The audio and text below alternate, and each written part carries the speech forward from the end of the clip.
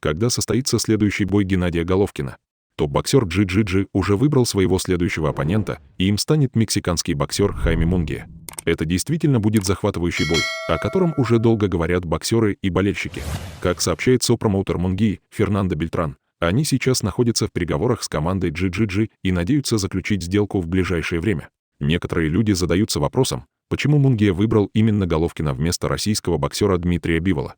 Ответ прост. Мунгия считает, что Джи-Джи-Джи представляет более привлекательного соперника для него и хочет сразиться именно с ним. Это не первая попытка устроить бой между этими двумя бойцами. В 2018 году они уже должны были встретиться в ринге, но этот бой был отклонен атлетической комиссией штата Невада, которая считала, что Мунгия слишком неопытен для такого поединка. Тем не менее, сейчас все готовы к реваншу, и оба бойца не могут дождаться момента, когда смогут встретиться в ринге. Фернандо Бельтран полон энтузиазма, надеясь заключить сделку в ближайшее время.